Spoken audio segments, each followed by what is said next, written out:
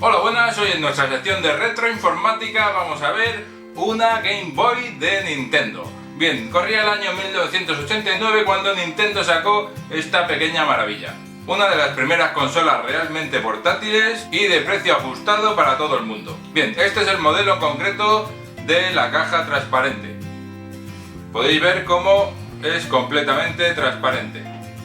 Se ven todos los componentes por dentro, los conectores y todo lo demás. Y como ya he dicho, nació en el 1989, primero en color blanco y luego ya salieron distintos modelos en distintos colores, en transparente, luego ya fueron reduciendo tamaños a otros tipos de Game Boy y luego ya salió, después de muchos años, la Nintendo DS.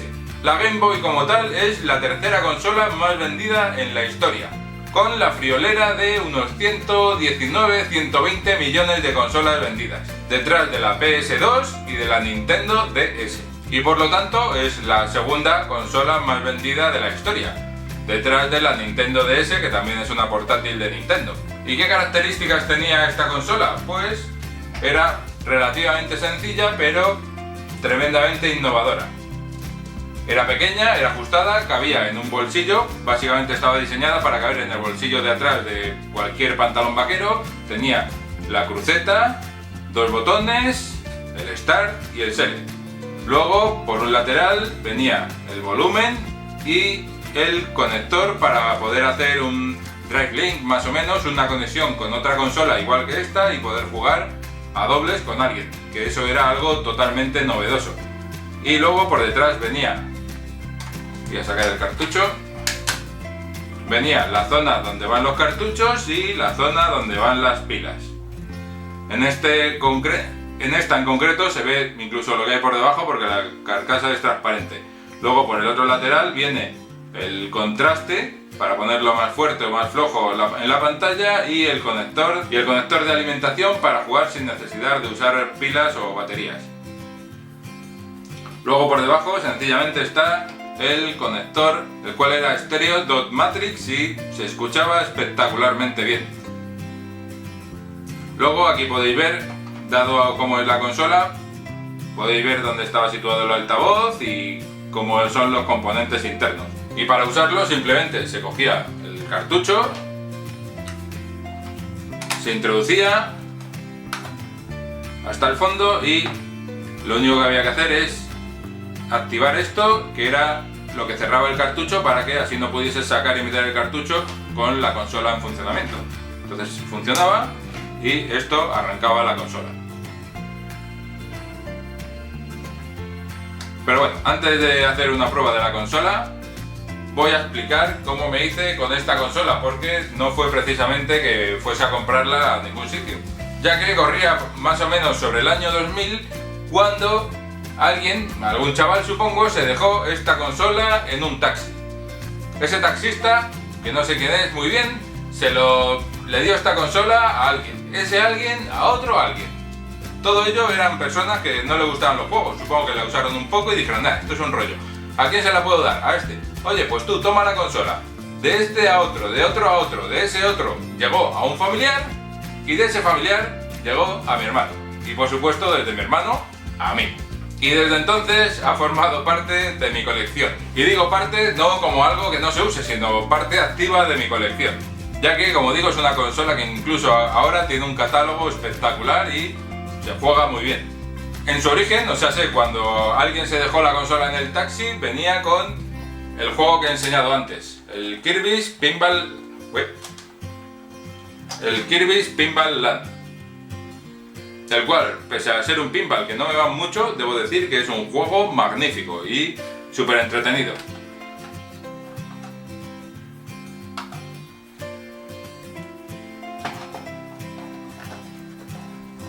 Aparte del Kirby's, una vez que lo estuve usando, ya como había pasado un tiempo y ya, por decirlo así, era una consola un tanto retro, podías ir tranquilamente a tiendas de segunda mano y por poco dinero comprar juegos míticos de la consola que funcionaban de fábula y que estaban bastante bien.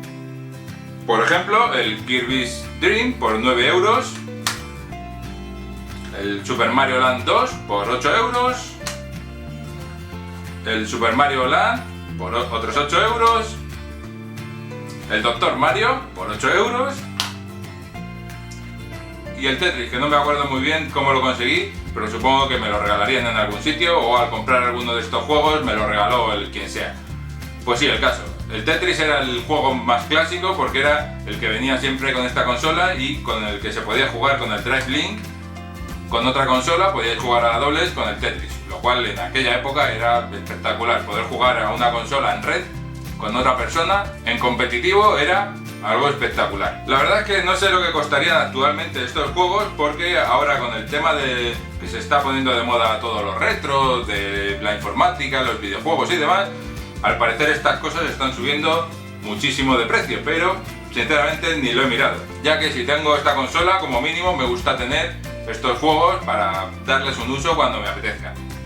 Esta consola tenía una característica principal, aparte de todo lo que ya he comentado, que la hacía superior a las otras.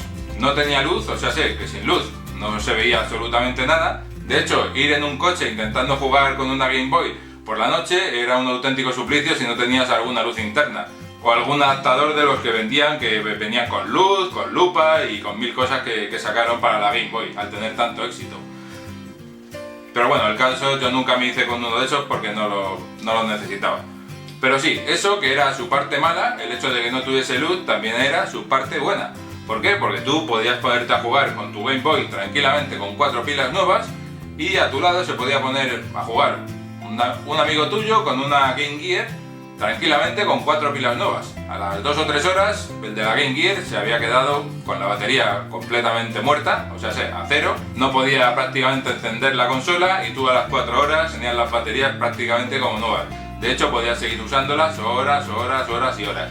Y una característica que también es magnífica de esta consola con respecto a las demás es que podías coger baterías gastadas de otras cosas, ponerlas y funcionar durante horas. Es una característica curiosa. Puedes coger cualquier batería gastada que tengas para llevar a reciclar o algo así, siempre que no esté sulfatada, claro. Coger cualquier batería, pones tus 4 baterías. De hecho, este es el caso. He ido al sitio donde tengo las baterías para reciclar, las he cogido, las he puesto y cuando enciendo, funciona. No se ve muchísimo ni nada de eso, pero cuando eras un niño era suficiente para jugar.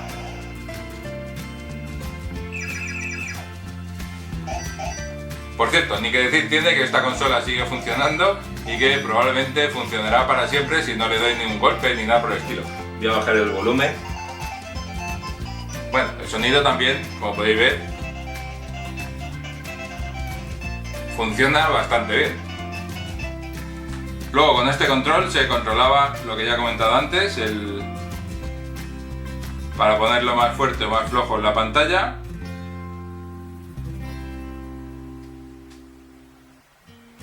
Y ajustarlo a tus gustos.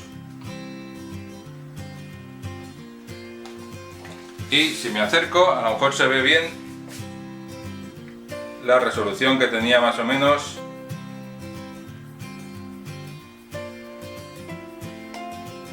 Una Game Boy. Pero bueno, supongo que ya todo el mundo ha visto cómo funciona una Game Boy alguna vez en su vida.